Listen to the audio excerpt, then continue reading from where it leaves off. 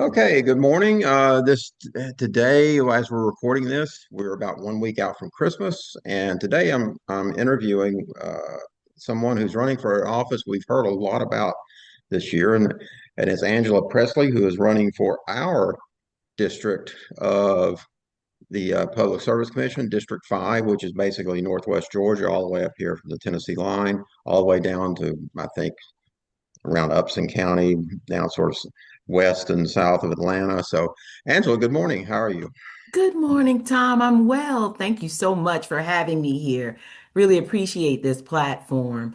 I think the voters, they need to know who they're going to have in the seat to have confidence in this next election for 2026, which is pivotal for the decisions that are coming from the Public Service Commission. So thank you so much and happy holidays to you. Well, happy holiday, Merry Christmas, Happy New Year, Merry and all the Christmas, rest. all of that. Yeah, we're still about a week out from Christmas, but that's it's getting close.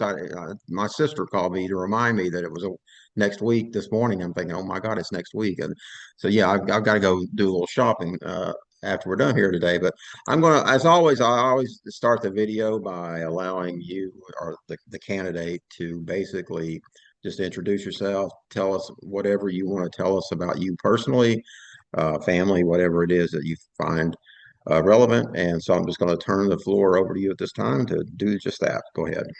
Well, thank you, Tom. I am Angela Pressley, and I'm a candidate for the Public Service Commission of Georgia, hopefully your candidate. And Mhm. I moved to Cobb County in 2007. So I purchased a home here. And I was really excited to do that. And I was expanding my business. I have a public relations business, so I'm a public relations person and also a university professor for an HBCU. But as I was expanding my business, I saw a lot of potential for my community with all of the natural resources. So I joined several boards. One's a children's board where we help students with literacy, and I do a fundraiser, cycle, run, walk for literacy for that board. And I also am a cyclist. I enjoy getting out and riding my bike, as far as I can. And also for a hospital, for an environmental organization, and for a historical landmark organization. So I've just, whatever my hand finds to do, I like to do it. I like to, add value wherever I am. And so that's a little bit about me. I just wrapped up classes, and so I was really proud of my students.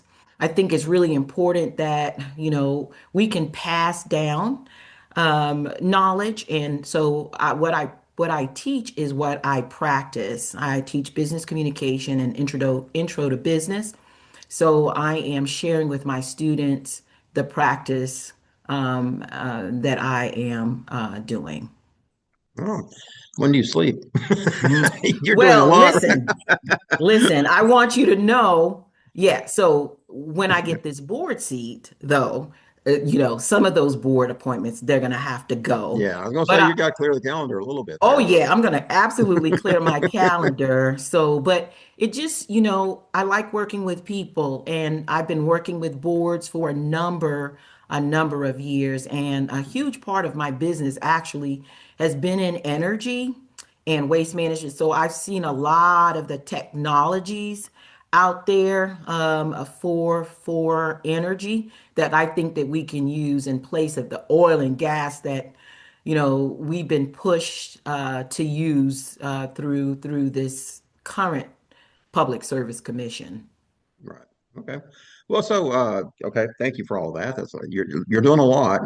I genuinely appreciate anybody who does that much toward the public in Yes. whatever sphere that you do it in. So you mentioned a little bit of this, but more. Let's talk about a little more specifically. Why are you running for the Public Service Commission at this time? What are some of your issues? That kind of thing that you'd like to do if you get elected to the commission. Well, so I'm running because, of course, I said that I've been working with energy clients, and I was actually trying to get a solar project off the ground. And so I was calling, in fact, one of my commissioners for the past 4 or 5 years to get that permitted and see a lot of the technologies that are available that are more renewable. So I started to pay attention to the commission hearings. I watch it, and especially with this last, the one that was the biomass. I Mhm. remember so many people going up there. They were just begging the commissioners, to give them some relief on their power bills, and they were dismissed. And some of them were antagonized. And I just thought, I have had success with my business. I know this stuff, I know about energy. And if there's anyone who should be running and trying to change the trajectory of the future of our energy, it should be me with that background. And so, I have a sense of commitment, and I just want to be able to bring sensibility. One, I'd like to bring the accountability, right? All of those people who went to the hearing, they understood that they needed to talk to their commissioners about some relief, but there was no accountability for them to do that, and so they were dismissed. And so, what I'd like to do is uh, take a tour, an environmental tour, educate the consumers and the ratepayers about what's going on at the commission, and so that I can hear more of their needs. I say that listening is more than just the audibles. It is doing the research, the data analytics. That's what my clients trust me to do. The secondly, I would like to run because of affordability. You know that they're having a hearing, the final hearing before they sign everything for this last request from Georgia Power. That is $17 billion and 10 gigawatts of more oil and gas for 45 years. That is very risky. And Yeah, it's risky because if those proposals are not signed, potentially we could be on the hook for it, right? Georgia Power right, promises. They love to promise. They promise things. Oh yeah, it's not going to be passed down to the ratepayers. right. And they froze, of course. They say they froze our bills, but we still have the recovery fees. We have fuel Mhm. charges, and Lord knows what we would have with this new 45, 17 billion. And they redact a lot of stuff. Right, So they redact so much, we don't actually know what it's going to cost in the long term. And we have Vogel as a precedent for that. So right. what I'd like to do is be sure that I'm listening to the experts and staff. Staff is doing that day in and day out. We can trust them. They even are, potentially they risk their jobs for telling the truth.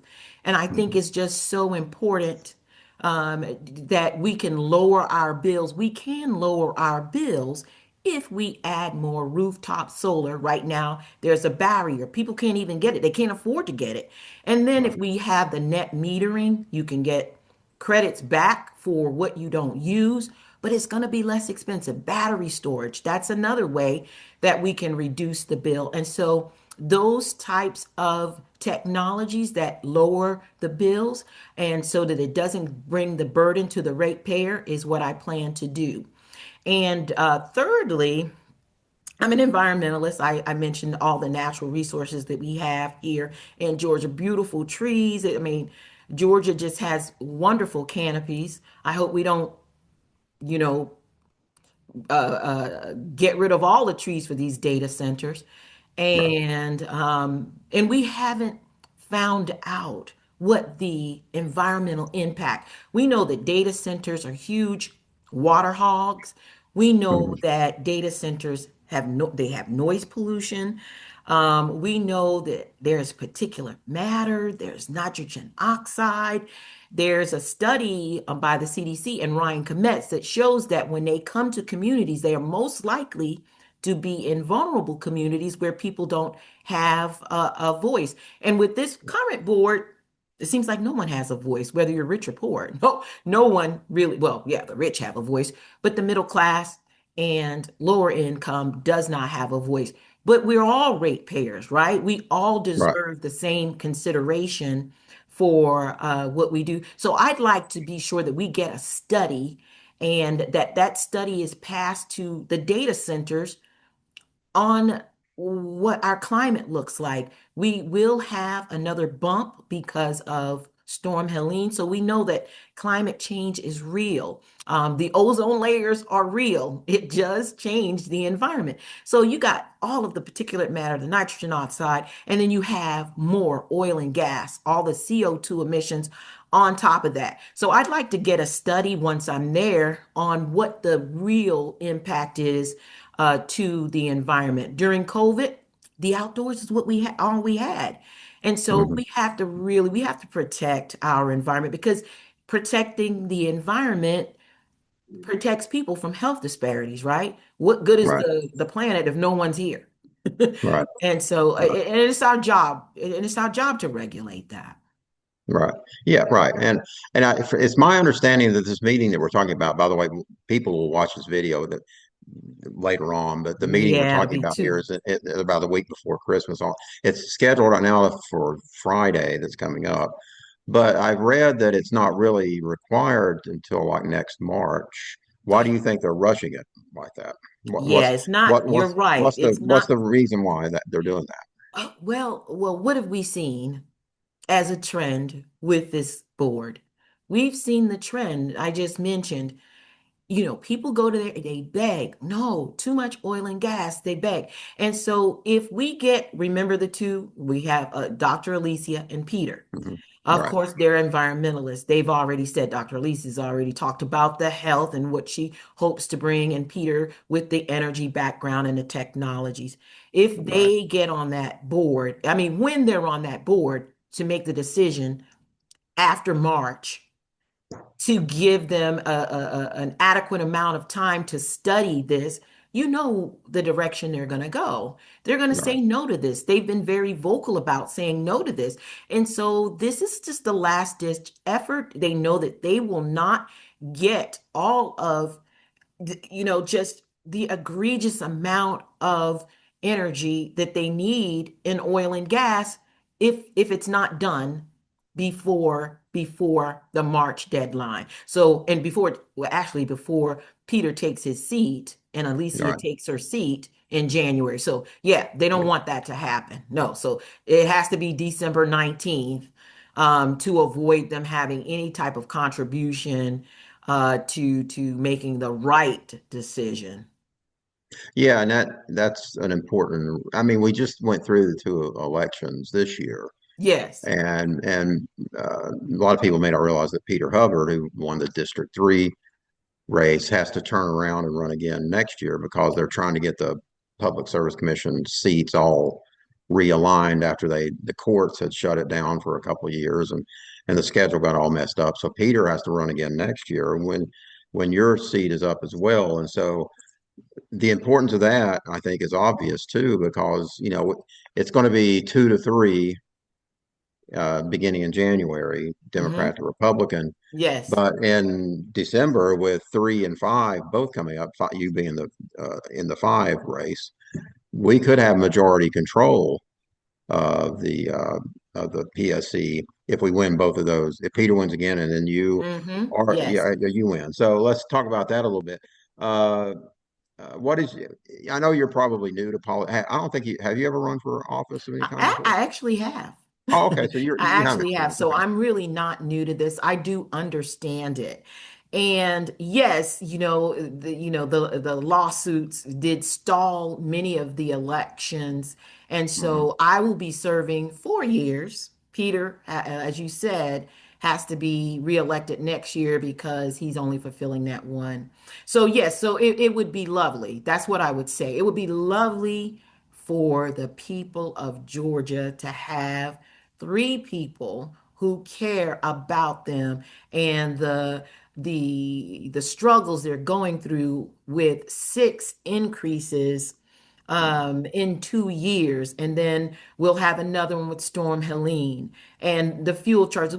I mean, just so many uncertainties. But you'll have three people who are dedicated to research and the data analytics and really looking at the whole picture with the staff, because staff has really been supportive of the environmental concerns. It's just that that board hasn't listened. So you'll have three members of the board who care about the people, affordability, care about the environment, and care about hearing the needs of the people on a long-term basis. So it would just be lovely for the voters of Georgia, the residents of Georgia.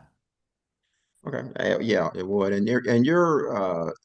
Well, I'm assuming for a moment that the incumbent for District 5, who is Tricia Pridemore, Hmm. will be on the general ballot.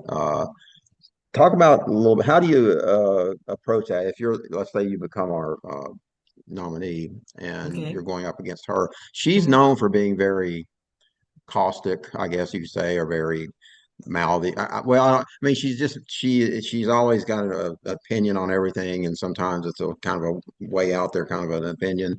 Hmm. So, how do you see a strategy this upcoming year as far as just the politics of it? Hmm. Your race is going to be down toward the bottom of Hmm. the Hmm. unlike Peter and Alicia, who had Hmm. basically the ballot to themselves. Hmm. The two races this upcoming year will be toward the bottom. So what do you do? You've run up for office before. What's your strategy? How do you For her, approach? yeah. How do Well, you approach all that? yeah, and I've observed her as well. I've observed her being antagonistic to Right. this staff giving testimony on what needs to be done. And so, that's just another listening is, and this is the thing I tell my students. You have to listen because there's like a little nuance. If you just wait, close your mouth, you will hear what a person is trying to say. Now, you don't have to agree with everything, but if you don't Right. listen, and so what I hope to be is a stark contrast to who she is. I, I would say one thing is I don't plan to play ugly or whatever, but certainly, in terms of the things she might say, she might get schooled. Let me put it that Right. way. She Right. might get schooled, but that's not my plan. What I hope to do is focus on the issues that she refused to focus on. And I think that if I focus on those issues that she refused to focus on, like affordability, making sure Mhm. that we are, compromising and having discussions with our staff to so that we integrate more battery and solar into the grid so that it's not such a great impact, and working with staff to make that happen. They want to. You can see it when they give their testimony that that's what they want to do, and to be sure that I do that tour around certain areas at least once a year to listen. That stark contrast to what she's been doing. It's everything has been benefiting Georgia Power. And then, of course, doing that air quality study. I don't think she cares about that. I at least care about what people are going through. And I was appalled. I was appalled by the way she treated some people, and the fact that the commission really took a farmer's land for a private company for a railroad. She doesn't care about that. Well, most of the things that she says when she's on that dais is, we got to make sure that Georgia Power this and Georgia Power that. It's like, no, it's about the public.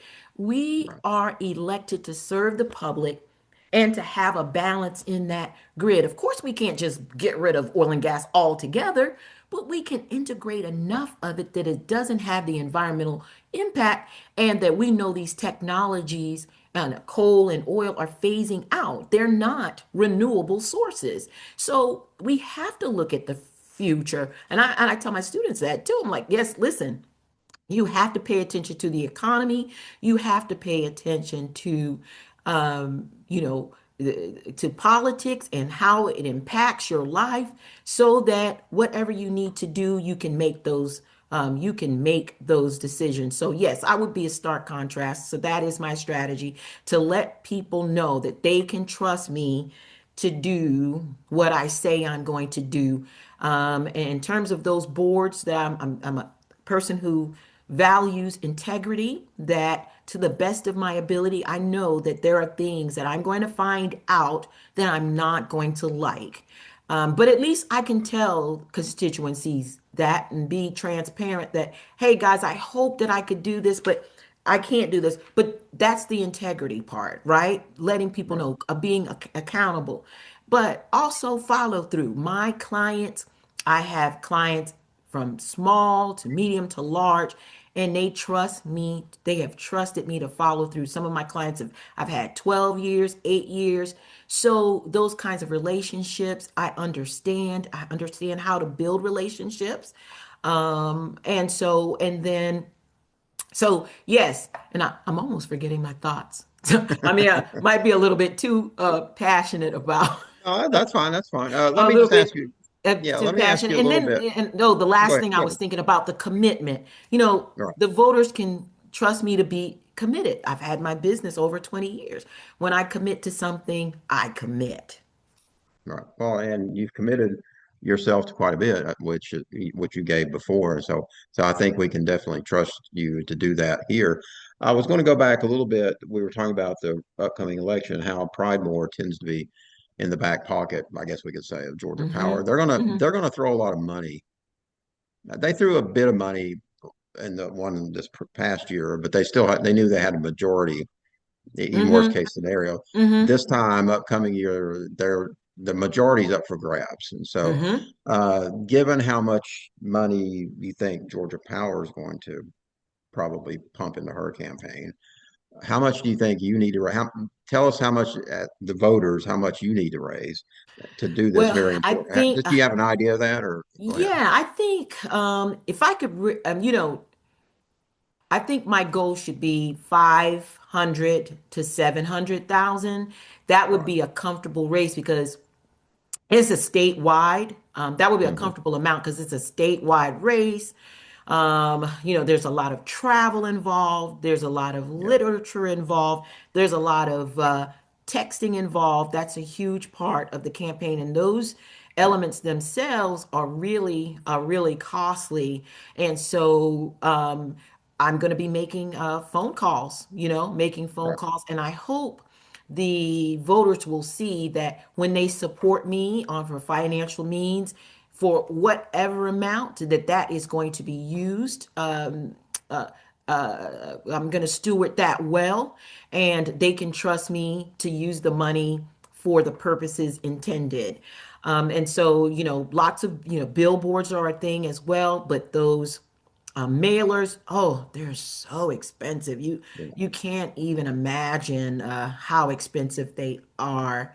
But I've been on a call for about, I think it's about 3 months, with leaders in the state, Democratic leaders, environmentalists, and other people of interest, in terms of Peter and Alicia. So I Mhm. have been on those calls and campaigning for them as well. So I've learned a lot from them in terms of in terms of, well, maybe not as much for fundraising, because I have done fundraising before. I developed sponsorships for a number of events.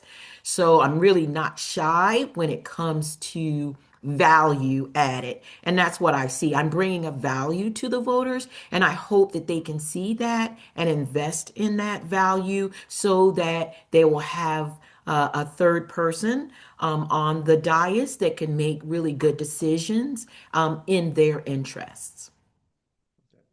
All right, thank you. Yeah, and you had those, both of those races were great examples Yeah, a great example. of how to win that because I mean, they won overwhelmingly. They did a lot of texting. I talked to Peter's guys a lot, Mm-hmm. and I know how they did that, and Mm-hmm. so both of them ran good races, They and did. one They one did. very by a very large margin. We haven't had a Yes. Democrat win by like that since the '80s, and I know. I know. so But very good. That was a very good example. I think going forward for how to do this.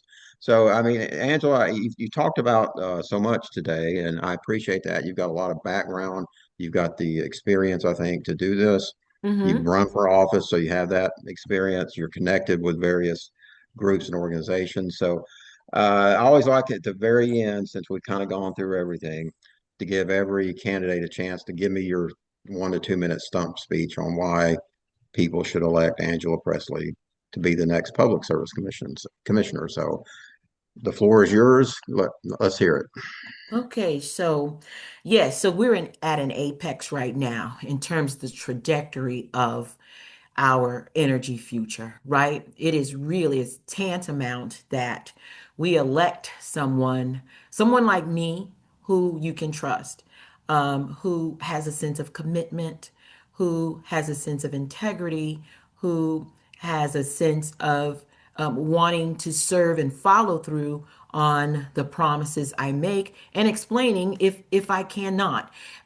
Giving the electorate, or I'm not necessarily electorate, the citizens information, educating them on how, energy works, not operating in a silo. Oh, this is what I just did. You guys take it or leave it. This industry needs a bailout.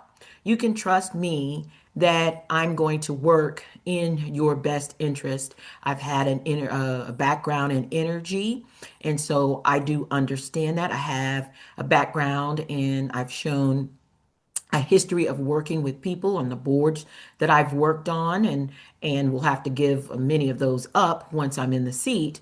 But you can see my background and experience and my heart for serving and making sure that people are treated properly. Angela, thank you so much for taking a little time with us today. Again, this video will be shown after the new year to Okay. about 16 counties across North Georgia that we're Oh, working together wonderful. with. Thank you. So it's going to be spread throughout the region. And I think everybody, having come off of this year and the wins that we had, are much more excited and informed about the importance of the Public Service Commission than we were, say, a couple of months ago, even. So I hope that you can take advantage of that and help us get the majority on the board, on the commission this November. So thank you again for being here, and I appreciate you stopping by, and good luck. Thank you so much, Tom. Okay, goodbye. Bye bye. Bye bye.